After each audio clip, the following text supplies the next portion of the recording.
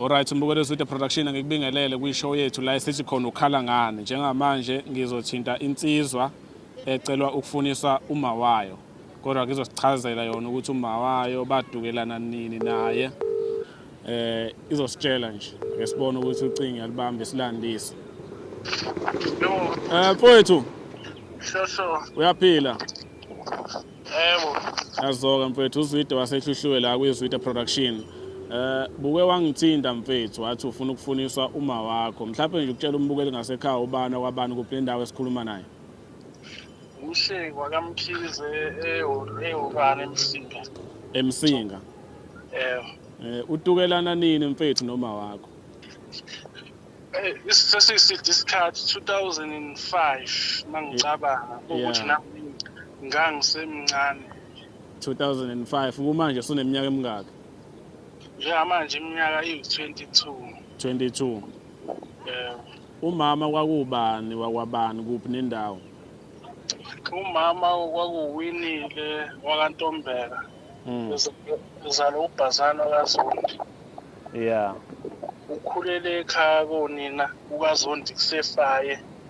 Wabuya wakhulela uhambele ekhaya kaMadlala. So mhlambe abantu wayesondelene nabo abangani bakhe noma imindeni ethize busuke wazama ukuyithola ukuze uthole ukuthi mhlambe ngabe usaphila emhlabeni noma usehlala ngakephi ayikho into enjalo ke wayizama. Ngike ngazama ukhona ngike ngamthola bathi wayehlala eMshwathi.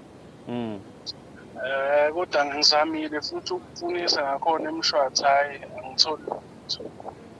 Mfowethu ngiyakuzwa ngoba izithombe zakho nginazo nesikamama ungisendelile isithombe mhlambe kungenzeka akhulume mhlambe le video le ifike kuyena uma ungakhuluma naye ungathini nje ukumcela ukuthi ucelani ixhumane angakuthola kuziphi inamba noma inkundleni zokuxhumana nitholakala kanjani ungathini ukukhuluma naye nje umcela ukuthi mebona le video asukumele phezulu. Ngimdinga kakhulu engakusho nje ukuthi ngimdinga kakhulu angazi ukuthi chaza ngithini kodwa nje ngimdinga kakhulu ngoba kunezinye izinto ezingivimbayo edingayo. Yeah.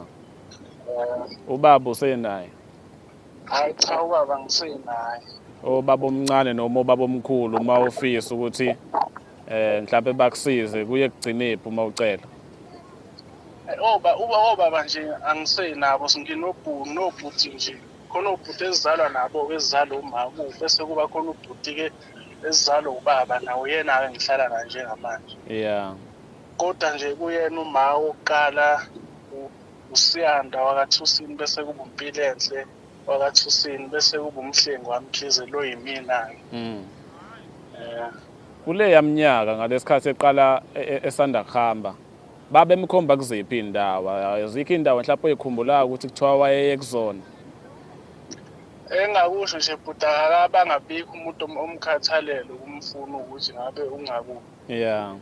Njengoba sekuvuka mina nje manje. Yeah. Nami sengike ngazama ukubhalela kokumbula ekhaya endaweni eningi sengibhalile. Yeah. Ama-message abafundi.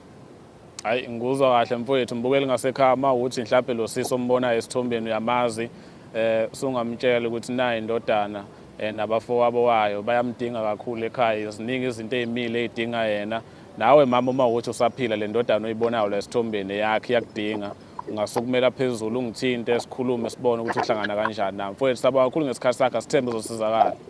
Yebo sacela ukushiya inamba yami ukuthi mhlawumbe ungangakwazi. Yeah.